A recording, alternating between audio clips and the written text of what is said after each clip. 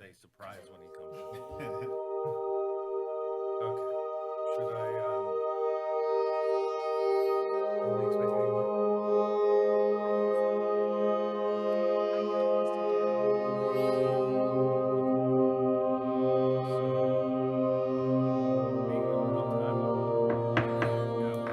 Say welcome to the June 11th Zoning Board of Adjustment in Metuchen, New Jersey.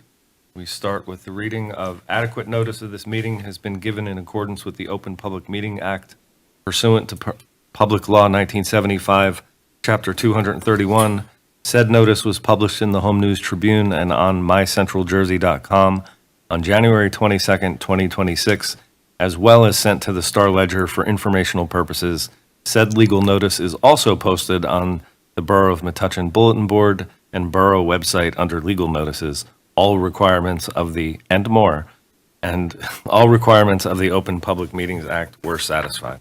So with that, we can stand for the Pledge of Allegiance. Pledge allegiance to the flag of the United States of America, and to the republic which stands one nation under God, indivisible, liberty and justice for all. Okay. Welcome, everybody. I guess we're going to call to order. Roll call. Sure. Ms. Delgado? Here. Mr. Johnson? Here. Mr. Rabinowitz? Ms. Sealski? Mr. Sondergaard? Here. Mr. Tobin? Mr. Topping? Here. Ms. Juno? Ms. Patel? Here. Mr. Derer? Mr. Malvone? Thank you. So we'll start with the announcement that anyone looking at the agenda, there were two applications on for tonight. If were viewing at home, hoping to see the first application on 100 Prospect Street, that has been adjourned until July 9th hearing. So we will be hearing one application tonight. That is at 20 Halsey Street. Applicant proposing an addition with an expansion of non-conforming use, the extension of a side yard setback, as well as combined yard setback. With that, is the, okay. So tonight's applicant is in the room, so you may step up. Welcome. Before we do that, Mr. Chairman, if I could, let me just expand on the notice on Sure. on 100 Prospect. So this is if you are here, and there's nobody here, I don't know for the record, but if you are here for the application of He's Equity LLC, 100 Prospect Street, Block 152, lots 51.01 and 51.02. That application will be adjourned to July 9th in this same meeting room.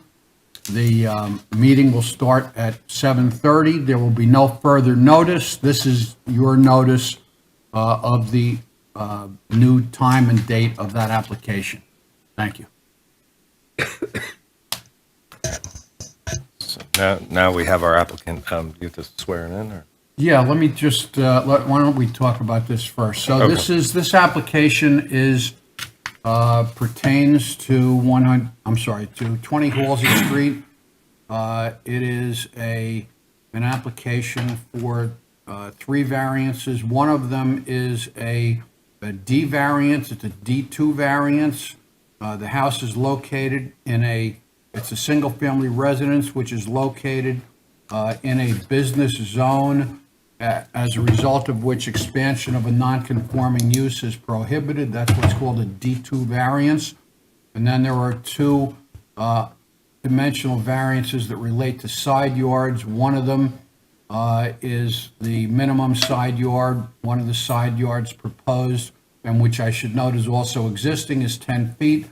The proposal is for 2.5 feet, which is also the existing side yard on the house. This would be the side yard for the addition. Same thing with respect to combined side yards. The requirement is 40 The proposal is for 17.49 feet, again, which is the same as the existing dwelling. There are a number of non-conforming conditions. They were all listed in the staff report.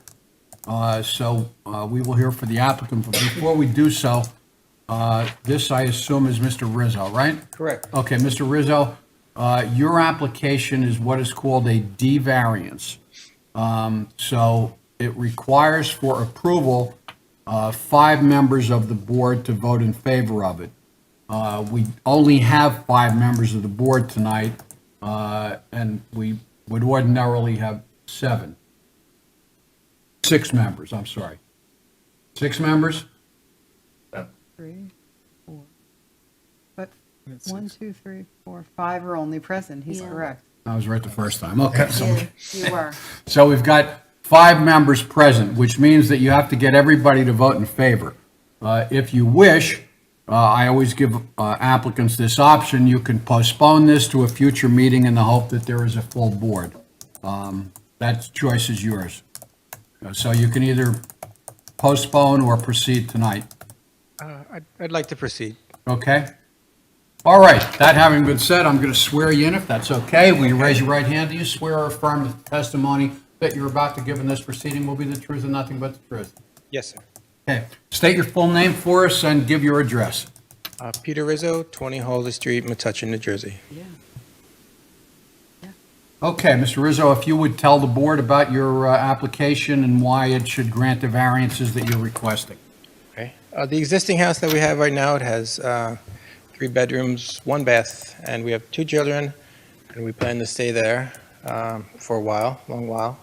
And we need another bathroom. So the crux of this was to put in another bathroom into the house.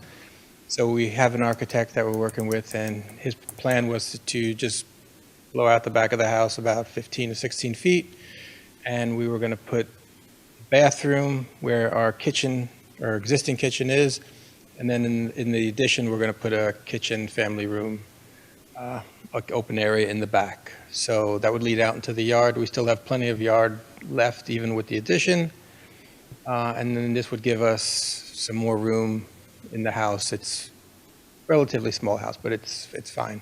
What's the depth of the lot?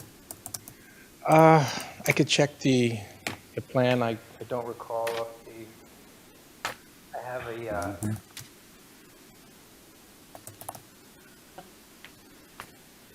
It must be 100 feet because it's, yeah, because it's 4, it says your, the width is 4. 105. So how much of a side yard do you have?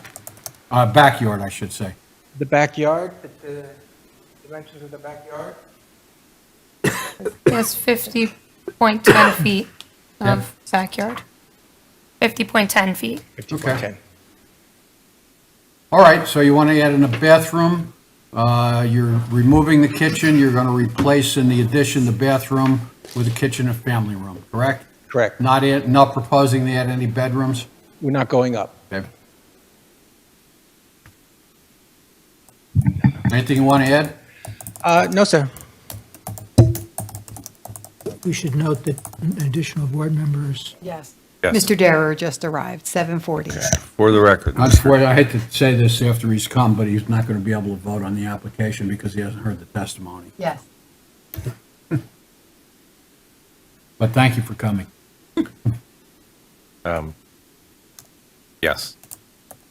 I guess the nature of the variance is based primarily on the fact that your single-family house, surrounded by many other single-family houses, is actually zoned in a business district where single-family houses are not, listed as a use. That's noted as a, it's the legal reason why you're here. We recognize that you are in a contextually correct area, what you're asking for and the plans you've positioned clearly, are it's a very reasonable addition you have. You're not asking for too much, in my opinion, and I think the criteria for the D variance, if we can, I think one report said it's a slightly more flexible variance, or was that the other applicant? Yeah, it's the other one. It's actually, we have to find that notwithstanding that the zoning prohibits it, that there's, well, obviously, that we have to satisfy the negative criteria, that is, that it doesn't impair the intent and purpose of the zone plan or the zoning ordinance, and that there are, the positive criteria are that there are special reasons for the granting of the variance. Okay. So I think we could find that the existence of all single-family residences on this block, notwithstanding the zoning and the condition, we'll call it, of the block, would satisfy those criteria, if that's what the board would be inclined to do. One question, so, though, in the application, it says there's like a bulk variance, but it's just extending the non-conforming setback 1 story, right? Right. So there's no variance needed for the setbacks, right? Is that The correct? variance is needed for the setbacks. The existing it doesn't encroach any further into the setbacks than the existing residence according to the plans, but they do have to get a variance for those setbacks. So they're tighter. Right. Okay, yeah, because I thought it was permitted to extend them as long as they don't become more severe. So it's only for, it is for single-family homes to extend only 1 story, but only 50% of the required setback, if it's 50% and not exceeding more into it. So since the setback here is 10 feet, they would have to be meeting 5 feet to extend it without a variance for that. Okay. Yeah, so. Oh, it's good you recall that. I'm glad you reminded me that that exists. But also why it doesn't completely Yeah. apply, yeah. And also with the combined one, it's also 75% of the combined, but in this case, it's way beyond the 75%. Okay. So, Yes, certainly, I think the positive criteria case in being that you are behaving, and the application is in line with all of its surrounding building. And certainly, I think the aspect of, you are not making anything, granting this variance will not have any substantial detriment to the public good in the context where it is, being added on, and it can be granted without impairing the purpose of the zone plan.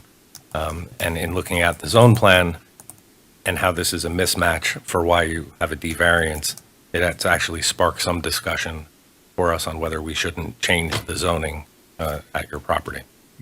So, are there any questions? We have not heard from the architect, but I think the applicant gave substantial description of what was there.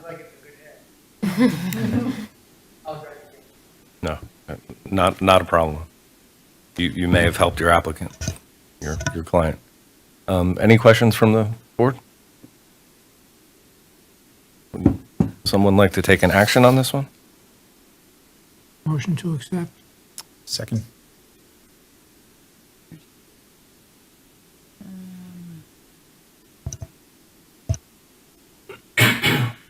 Okay. Sorry, I was just, wanted to get my bearings together to make sure. Ms. Delgado? Yes.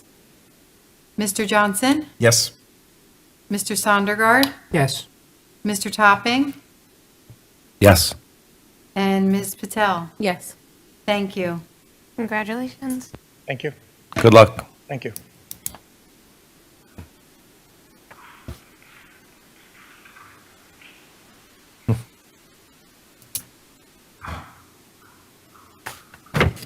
You're done. Okay. Thank you. Good night. You'll get a So, resolution in next month's meeting. Next month's meeting? Yes. Thank you. You don't need to be present for it. Yeah, you don't have to be here. Sign it and email it to you the next day, both of you. Okay, you're very welcome. Have a nice night. Bye. good luck. Okay, so with that, that closes the public portion. Moving By the way, on, we should note that there was no public here. We Oh. actually didn't formally open that to the public. We did which was not. my oversight, but there was no public here, we should indicate for the record. Yes, there was Okay, not. yes. Noting for the record, no public. Sorry about that. Long day on my end as well. So, okay, do we need to make a motion to close the public portion? Sure. Okay. I'll make it. Motion to close the public portion. Second. All in favor? Aye. Okay, next up is approval of May 14th meeting minutes. Motion to accept. Second. All eyes. We were all here? Was I here? I don't think you were. I don't think I was. So all eyes for who was here. Okay. I think I was here. Yes, I was here. All in favor? Aye. Aye. Okay.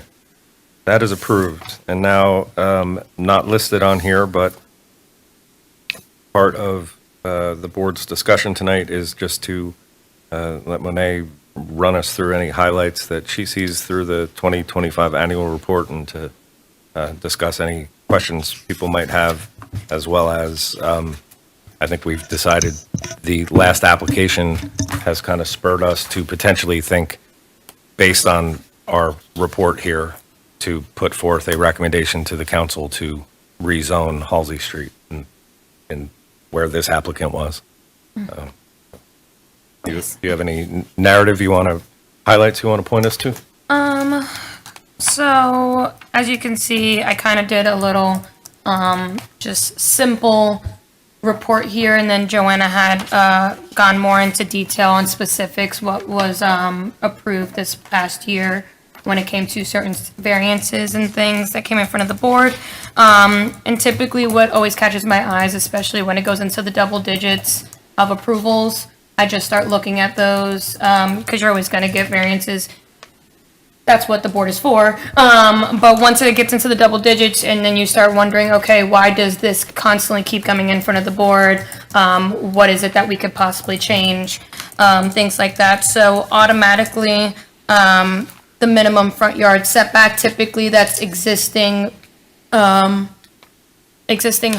that, you know, have a 25 front yard setback minimum. So typically all new homes go with the average, which is the right and the left, but existing homes, it's a 25, and then they're either existing already in front, or they're asking to encroach to possibly put in a porch or something, or whatever the case is. So that's just something that's maybe the front yard setback. I don't know what the prevailing is just around Metuchen. Maybe that's something that should be changed, or should it all be prevailing, even if it's an addition to an existing home, so that it goes with more of the neighborhood look instead of just the typical minimum.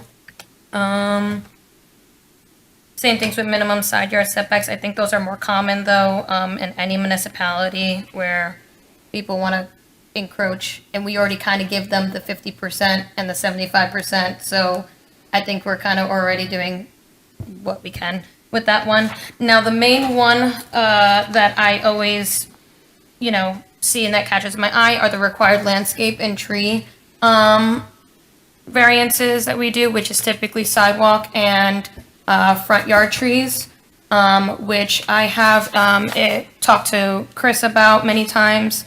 When it comes to smaller lots that are very, not wide and not in depth. Some houses are really close. They already have a driveway, they have a walkway, they don't have a lot of green space. So they typically are just wondering, where are we gonna put 3 trees? Because that's typically the minimum, which is required. So they kind of need board approval for that, which I kind of suggested maybe a thing would be, instead of the lot width, maybe it is the percentage of how much impervious they have in the front yard. So if they have 100 square feet of impervious in the front yard, we can go based off of a percentage of that, saying, hey, okay, 1 tree for every this many square feet, or anything like that. Because trees are still our main priority, but we understand that not every lot is the same.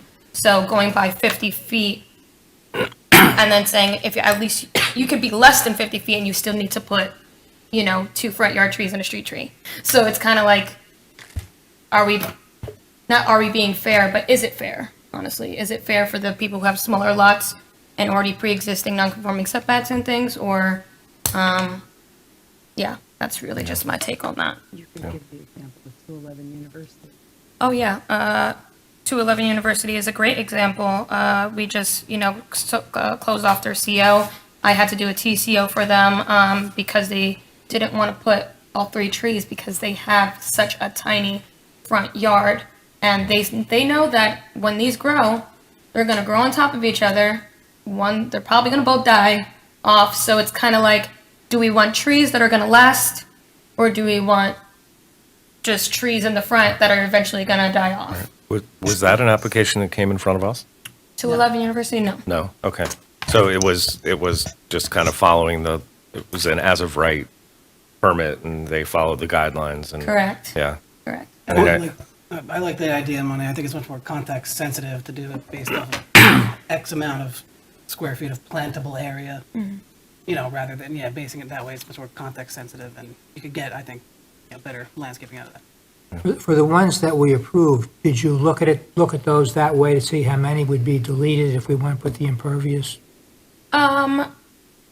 No, I didn't look at it that way. That's typically just like my overall view of all applications when it comes to, because it's just not, the board applications, unfortunately, it's all the applications that have to do with this. So zoning permits, as soon as you hit that 500 square feet of addition or new house, you have to comply with this. So unfortunately, I didn't look at just this, but that is typically my overall view of it.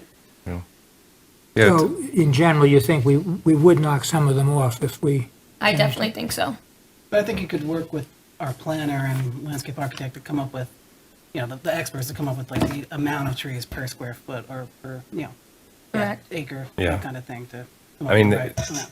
Yeah, I think the intent to make sure we're not unduly burdening people is a good one. I think it's worth further discussion at a minimum, because I do think the landscape thing doesn't come up, like, that's not the sole purpose why someone is in front of them. So I think the way it's kind of written now gives you guidelines for, like, that you should have ornamental, you should have shade trees, right? And it also, we're very fortunate in this town that I think the boards are very reasonable. So I think even though there was relief given 15 times, it was done with the Chris Casenzas of the world, and with the understanding that, generally we get it. That was kind of one of the reasons why I asked about the university one, was if the boards are actually more informed and more, it may end up. So I would, again, suggest have the discussion. But when I've seen other versions, sometimes when you go to the square footage and impervious, it actually confuses the intent of what the landscape is. Okay, yeah. It turns it into an engineering, Yeah. jump. And then I would also say on the other side of it, I wasn't surprised when it was minimum front yard setback and side yards, because that's the neighborhoods of Metuchen almost always have something going on, right? And then when you flip over and you see, kind of like landscaping, the accessory structure, right? We needed a lot of those, because I think we say you have to be 5 feet away from accessory 11. Sorry, it's on the front page. Accessory structure setback, 11 of those. And it's, we say it's 5 feet, and in many cases, having that be the starting point is probably a good thing, right? Because if you narrowed it on purpose and said, no, 3 is fine. Well, yeah, that's why I think I didn't even bring up the accessory structure one, Yeah. because I feel that also when it comes to smaller lots, we kind of already have something in place in the ordinance saying Yeah. that if you have a 50-foot lot width or less, you can actually go 3 feet to your property line for anything that's 300 square feet or less. So it's kind of already giving you more wiggle room than a typical lot would. I just think that when it comes to the landscape, it should be also kind of in that same mindset that, hey, we're giving the smaller lots a little bit more grace because of this, so why not give them a little bit more grace on that too? No, thank you. This is very well organized, and it's fun to look back on a whole year. So even not strictly tied to the 2025, if we're going to hand this forward, there was informal discussion before this meeting on how Halsey Street, which for a lot of reasons will be an area of redevelopment, just not where our tonight's applicant was. Those will always be single-family homes over it. The suggestion whether they take action on it or not, to me, that applicant really probably, I would hope he didn't need to be in front of us, but he had to come in front of us because he was a non-conforming use in a place where he bought a house which was clearly a conformed cultural use, right? He's not back, So I guess, would we need to take an action as a board to recommend that the Halsey Street limits get rezoned? Yes, so what would happen is, any suggestions that we make this evening, I would add to the annual report at the end, and then we would submit it to the planning board. And also just with the master plan reexamination going on, it's a good time to think about all that stuff. Yeah. What's Yeah. the process after the planning board then needs to have hearings and then come back here, or would they rezone and then? They would change I believe the planning board gets to recommend it to council, correct? Yes, it could recommend it to council, it could go to council also, the council could start the process, you could do it either way. well, typically the annual report goes to planning board first, Mm-hmm. and then they could, I not think- saying that we can't also directly send it to council, Yeah. but am I correct in saying goes to planning board, and then planning board can in turn, takes the step of suggesting that to council, or You does can it make not recommendations, but there isn't any reason why the board couldn't make the recommendation either. directly to council? Right. Okay. Will that possibly, though, offend the planning board? I mean, if it's the normal I don't think procedure. they're that sensitive. to We're be just honest. simple citizens on this board. We can, we could just, we'll put it in the report and whatever happens with the report. Okay. Sounds like we have options, Right. so, okay. So in terms of drafting that in there, is that something, Yeah. okay. Fantastic. Any other comments or thoughts on the annual report? Any other suggestions we think might want to get made? So we're doing the Halsey Street rezoning. What are we saying about the landscaping plan? Shouldn't we suggest that more discussion happens on that before a recommendation? Sure. Yeah. Yeah, I think So that's when you say more discussion, do you mean next meeting? yeah, in the upcoming months, we could spend time with our hired planner. And I was just going to say, you might want to do it when Chris is here. I Yeah. know he's got a lot of opinions about the Yeah, landscaping. we could actually tell him what some of the thinking is and see if he could come with some prepared recommendations that might suit it. Okay. I guess one thought I had is like, there's so many of the applications we get that are like very uncontroversial. And I don't know, I guess I see like the front and side yard setbacks and how many there are, but looking through, there's like nothing that we saw that I think just is like setbacks. So like usually it's like, lot area, like as well as that. But yeah, I guess I'm curious whether there's anything that could be done that would like, for some of the things that are super routine, that would make it so they don't have to go through the process. Obviously, I guess the tough part is like, anything that you change, maybe it like opens things up for abuse or whatever, right? The But yeah, problem I is don't know. there's no mechanism for like what I would call an administrative type waiving or variance. It's really black and white. It either meets the ordinance or it doesn't. For example, with the planning board, we have had some site plan issues that comes under informal site plan or minor site plan, and then who can approve it without having to come to the board is specified in the ordinance, but there's no way you're not allowed to do that with respect to variances that the Board of Adjustment would grant. So you know, it may seem routine, but they really are not supposed to be. In other words, sometimes we never know, you know, you might get a neighbor that comes in and says, when they come for a variance, says, oh, this is a, you know, my house is also close to the side yard, and, you know, we're gonna have, there won't be any light or air in between them, so, you know, we shouldn't be routinely granting variances. I mean, you should be considering them, and I think having the option of, you know, since the neighbors have to be notified of having somebody come in and object, I think makes it worthwhile. Particularly, I mean, this is 2.5 feet, to tell you the truth. I mean, that's pretty close, and although obviously that's the way it is now, you know, it may seem like a waste for the people to come, but I think that it might be worthwhile. I think one thing, Alan, to your point is, some of it's like neighborhood level contextualized, like the neighborhood with Edgar or Campbell Elementary, like there are a lot of pre-existing non-conforming lot sizes that make it that you're almost automatically going to have a setback as soon as you add something or construct something new. So it might be just looking at the zoning code at a neighborhood level and saying, all right, lots are much smaller here. Let's minimize the setback regulations kind of thing. At certain neighborhoods, not in every neighborhood. But that's a larger endeavor out of the scope of this board, I think.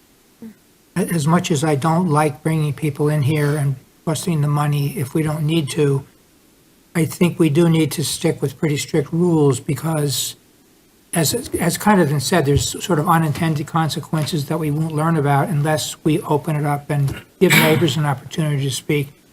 When we do come up with something like the Halsey Street thing, I think it is a great idea to make a kind of a blanket recommendation for Halsey Street because it's perfectly logical. But to get it, to tighten, to loosen things up so that, well, this doesn't matter so much, it's obvious, it's okay, that's looking for trouble. Yeah, I think it's, you know, the potential contradictions of like why we write the zone plan and the criteria, because yes, you started off saying some things are so simple, couldn't there be an easier way? And zoning gets the 4-foot fence that was actually 6 foot, and we also get the really, really hairy things, you know, and it's the balancing of how they wrote the zoning code to begin with. So I don't know, I've grown, I think there's ways for progress. I'm not sure there's a blanket way to lessen it. I guess we're too entrenched. Yeah. I just wanted to add, you know, I think also that the annual report kind of gives us a feedback on, because I've always, when I went to school and everything, they said zoning board is the no board and planning board is the yes board. And then, but I noticed, you know, Thank you. being part of the boards is that zoning board actually gives a lot of approvals because it's understandable on where things are happening. So it's just that constant thing that's happening. That's why I kind of put in this blanket statement here is that, okay, we can understand why they're doing this and why they're asking for it, and we keep approving it. So let's look at the bigger picture and see what can we help and change so that if we're going to approve them anyway, why let them come in front of the board for these things? So it's not really on like restricting them more or, you know, changing the zone in a sense. I think zoning is a black and white thing. So we're going to have rules and we'll always have rules, but what can we do to help the situation on our rules if we're understanding the people and why they're asking for them, like why they're coming here. That's really it. No, it's good. It's good. It's good to have the board talk through some of these things. Just open. Any other thoughts before we close out? Well, thank you for the report and thank you for the dialogue. I guess with that, I will make a motion to adjourn. Second. All in favor? Aye. Aye. Thanks, everybody.